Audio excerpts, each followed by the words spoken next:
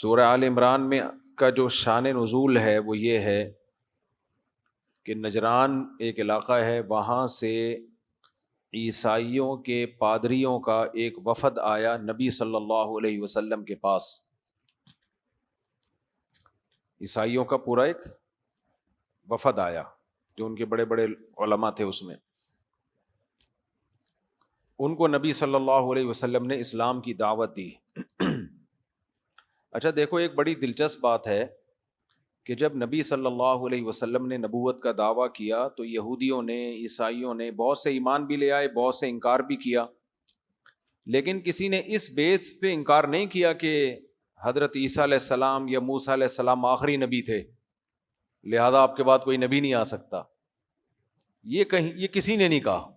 تبھی وہ وفود آتے تھے، نبی کے پاس بیٹھتے تھے، جس کو ایمان کی توفیق ملتی لے آتا، جس کی قسمت میں توفیق نہیں تھی نہیں لاتا۔ لیکن اہل اسلام میں جب بھی کسی نے نبوت کا دعویٰ کیا ہے تو مسلمانوں نے بیک زبان ہو کے کہا کہ آپ صلی اللہ علیہ وسلم آخری نبی ہیں۔ اس سے پتہ چلتا ہے کہ یہ ختم نبوت کا عقیدہ اللہ کے نبی نے اتنا کلیئر بیان کر دیا کہ اس کے بعد اب یہ بحث ہی ختم ہو گئی کہ کسی کے بارے میں تحقیق کی جائے کہ وہ نبی ہیں یا نہیں ہے۔ اتنا کلیئر اس کو بیان کر دیا گیا تھا۔ عیسائیوں میں، یہودیوں میں ایسا نہیں تھا۔ وہ آتے تھے وفود، ہم کبھی جا سکتے ہیں، کوئی نبوت کا دعویٰ کرے ہم جائیں چیک کرنے کے لیے؟ اس لیے نہیں کہ بھائی وہ تو قصہ ختم۔ تبھی امام ابو حنیفہ کی رائے یہ ہے کہ اگر کسی نے نبوت کا دعویٰ کیا، کوئی تحقیق کرنے جائے گا نا، وہ بھی کافر ہو جائے گا۔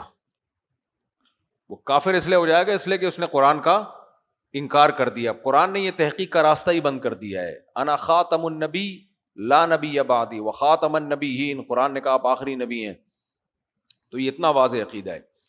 لیکن نبی صلی اللہ علیہ وسلم کے پاس عیسائیوں کے، یہودیوں کے وفود آیا کرتے تھے، تو اللہ تعالیٰ نے یہ آیتیں نازل کی، اللہ لا الہ الا ہو، اللہ وہ ذات ہے جس کے سوا کوئی عبادت کے لائق نہیں ہے۔ پھر اس میں اللہ نے فرمایا هو الذی یصورکم فی الارحام۔ اسلام کا مزاج ہے کہ جب وہ کسی کو دین کی دعوت دیتا ہے تو خاص ان کا وہ عقیدہ جس میں وہ گمراہ ہوئے ہیں، جس کی وجہ سے وہ گمراہ ہوئے ہیں، اس کو زیادہ فوکس کرتا ہے۔ تو مسیحی جو تھے وہ حضرت عیسیٰ علیہ السلام پر ایمان رکھتے، وہ تو ہمارا بھی ایمان ہے، لیکن ان کے درمیان گمراہی کہاں سے آئی؟ مسیح ابن مریم کو انہوں نے اللہ کا بیٹا بنا ڈالا۔ تو اس لیے اللہ نے فرمایا هو الذی یصورکم فی الارحام، اللہ ہے جو ماں کے پیٹ میں تمہاری تصویریں بناتا ہے۔ عیسیٰ ابن مریم یہ کام نہیں کرتے۔ اچھا، عیسائیوں نے ایک بات مسیحیوں نے یہ بھی کی، جب ان سے کہا جاتا نا عیسیٰ ابن مریم اللہ کے بیٹے کیسے ہو گئے، اللہ تو کسی کو جانتا ہی نہیں ہے، تو وہ تورات اور تو وہ بائبل کی، انجیل کی آیتیں دکھاتے کہ جس میں ابن اللہ کہا گیا ہے، اللہ کا بیٹا۔ مجازن کسی کو محبت میں بھی ابن کہا جاتا ہے نا، محبت میں بھی ابن کہا جاتا ہے۔ قرآن کہتا ہے ان تنصروا اللہ ینصرکم، اگر تم اللہ کی مدد کرو گے تو اللہ تمہاری مدد کرے گا۔ تو اللہ کی کوئی مدد کر سکتا ہے؟ بھائی اللہ کے دین کی مدد کو مجازن اللہ کی مدد کہا گیا۔ تو مجاز میں تو کسی کو بھی، اپنے سے بڑی عمر کے آدمی کو بھی بیٹا کہہ دیتے ہیں آپ، حالانکہ اس کے بیٹے ہونے کا امکان ہے، ناممکن ہے نا، محبت میں آپ نے کہہ دیا بیٹا۔ تو وہ کہنے لگے، اچھا اسی طرح دوسری بات یہ کہ وہ یہ بھی کہتے ہیں اس مسیحی لوگ کہ ہر آسمانی کتاب میں متشابہ باتیں ہوتی ہیں، وہ ہماری عقل سے بالاتر ہوتی ہیں۔ اب خدا ایک بھی ہے، تین بھی ہے، یہ ممکن ہے؟ وہ کہتے ہیں نہیں، لیکن ہماری عقل سے بالاتر ہے، لیکن ہیں، تین بھی ہیں اور ایک بھی ہیں۔ تو یہ عجیب سی بات ہو گئی۔ تو اللہ نے فرمایا هو الذی انزل علیک الکتاب منہ آیات محکمات، اللہ نے قرآن جو نازل کیا ہے اس میں بھی دو قسم کی آیتیں ہیں، کچھ متشابہ ہیں اور کچھ محکم ہیں۔ متشابہ آیتیں جن کا مفہوم واضح نہیں ہے تو ان کا وہ مطلب لیا جائے گا جو محکم پہ فٹ بیٹھ رہا ہو، جو محکم کے مطابق ہو۔ ایک آدمی صاف لفظوں میں کہتا ہے میرا کوئی بیٹا نہیں ہے، یہ محکم ہے، 2 اور 2 4 کی طرح، پھر وہ کسی کو بیٹا کہہ کے بلاتا ہے, اس سے پوچھا جاتا ہے یہاں بیٹے کا کیا مطلب ہے, تو وہ کہتا ہے یار میرا مقصد تھا محبت میں بیٹوں کی طرح ہے. تو اس کی جو مبہم بات تھی اس کی تفسیر ہم نے اس قول سے کی جو بالکل کلیئر ہے. سمجھ میں آ رہی ہے بات؟ تو اللہ نے قرآن میں فرمایا اللہ وہ ذات ہے جس نے محکم آیتیں بھی نازل کی اور متشابہ بھی, لیکن فَأَمَّا الَّذِينَ فِي قُلُوبِهِمْ زَيْغٌ, جن کے دلوں میں ٹیڑھا پن ہے وہ متشابہات کے پیچھے بھاگتے ہیں, محکمات کو چھوڑ دیتے ہیں. حالانکہ ان کو متشابہ آیتوں کا وہ مطلب بیان کرنا چاہیے جو محکم سے ثابت ہے, نہ کہ محکم کو تبدیل کر کے متشابہ کے مطابق کر لیں. اب قرآن میں آتا ہے کہ یوم یکشف عن ساق, قیامت کے دن اللہ اپنی پنڈلی کو ظاہر کرے گا. اب یہ متشابہ ہے بھائی, اس کی کیفیت کون جانتا ہے؟ بولو, اللہ جانتا ہے نا, اللہ کو پتا ہے. والسماوات مطویات بیمینی, اس کے بائیں ہاتھ میں زمین ہوگی اور آسمان اس کے دائیں ہاتھ میں لپٹے ہوئے ہوں گے قیامت کے دن. اب کوئی یہ کہہ سکتا ہے کہ ایسے اللہ کا ہاتھ ہے اس میں اللہ نے ایسے چیزیں لپیٹی ہوئی ہوں گی؟ صحیح ہے نا, یہ متشابہ ہے. محکم کیا ہے؟ لیس کمثلہ شیء, اللہ جیسا کوئی بھی نہیں ہے, اس کو کسی پہ قیاس کیا ہی نہیں جا سکتا. اب یہ کہنا اللہ کا ہاتھ ہمارے ہاتھ جیسا ہے, اللہ کے ہماری پنڈلی کی طرح, اور پھر دلیل میں یہ قرآن کی آیتیں پیش کرنا شروع کر دے. اللہ خود کہہ رہے میری پنڈلی جس دن ظاہر کروں گا تو ایمان والے سجدے میں گر جائیں گے, اور میرے عرش کو 8 فرشتے اٹھائے ہوئے ہیں.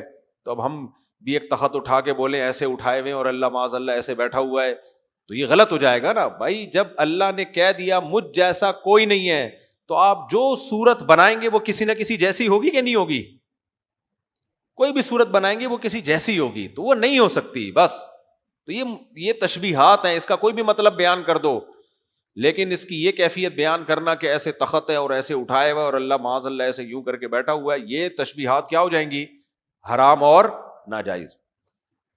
تو اسی طرح اللہ کا بیٹا کہہ دینا عیسیٰ ابن مریم کو, مجازن کسی کو بیٹا کہا جائے تو وہ تو سارے پیغمبر اللہ کے محبوب ہیں, پھر ان کو کیوں نہیں کہتے بیٹا؟ عیسیٰ ابن مریم کو الگ سے بیٹا کہہ رہے, اس کا مطلب تم ان کا بیٹا سمجھتے ہو. یہ عیسائی مسیحی لوگ نا اتنے پریشان ہیں. میں نے ایک پادری کی کتاب پڑھی, اس نے کہا کہ ہم مسیح علیہ السلام کو اللہ کا بیٹا کہتے ہیں, حقیقتاً نہیں کہتے. تو اب سوال پیدا ہوتا ہے حقیقتاً نہیں کہتے تو حقیقتاً کہیں گے تو اس کا مطلب اللہ نے جنا ہے. حقیقت میں بیٹا کسے کہتے ہیں؟ جو آپ سے پیدا ہوا ہو اسے ہی کہتے ہیں نا. تو وہ کہتے ہیں ہم مجازن کہتے ہیں, لیکن مجازن بھی نہیں کہتے. مجازن اگر کہیں گے, مجاز کا دائرہ تو اتنا وسیع ہے, پھر تو کسی بھی محبوب کو بیٹا کہا جا سکتا ہے, لیکن کہتے نہیں صرف عیسائی کو آپ بیٹا کہیں گے. تو اتنے بوکھلاہٹ کا شکار ہے نا یہ مسیحی لوگ. نہ یہ کہتے ہیں کہ حقیقتاً بیٹے ہیں, نہ یہ کہتے ہیں کہ مجازن بیٹے ہیں. کیا ہیں خود بھی نہیں پتا. دنیا میں 2 ہی چیزیں ہوتی ہیں. دیکھو آپ جب کسی کو شیر کہہ دو تو میں کہوں گا یار اس کی تو دم بھی نہیں ہے, اس کے تو دانت بھی نہیں ہے, یہ دھاڑتا بھی نہیں ہے, اس کو شیر کیوں کہہ دیا؟ آپ کہو گے مجازن کہا ہے. شیر میں بھی بہادری ہوتی ہے, اس میں بھی بہادری, تو شیر جیسا ہے نا بہادری میں, اس لیے میں نے کیا کہہ دیا؟ شیر. میں کہوں کہ یار یہ تو شیر جیسا بھی نہیں ہے, یہ تو چوہے سے بھی ڈرتا ہے. اب کیوں آپ اس کو شیر کہہ رہے ہو؟ تو کہ حقیقتاً کہہ رہا ہوں. بھائی حقیقتاً شیر ہوتا تو دم کہاں ہے اس کی, دانت کہاں ہے اس کے؟ نہیں یار میں مجازن کہہ رہا ہوں. بھائی مجازن کے لیے تو بہادر ہونا ضروری ہے, بہادر تو یہ ہے نہیں, ہے تو چوہے سے بھی ڈرتا ہے. نہیں یار میں, تو ایسے بوکھلائے گا نا آدمی.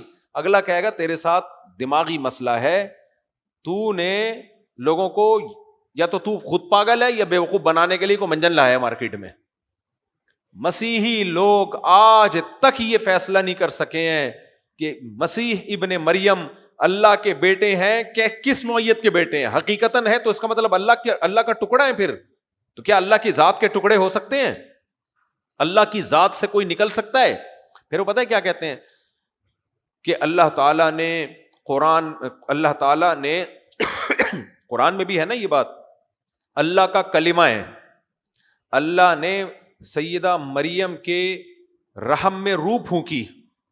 قرآن میں بھی آتا ہے اور آسمانی کتابوں میں بھی ہے. تو روح پھونکی اور کن کہا کہ ہو جا، اس کلمے سے مسیح علیہ السلام پیدا ہو گئے. یہ قرآن میں بھی ہے، باقی کتابوں میں بھی ہے.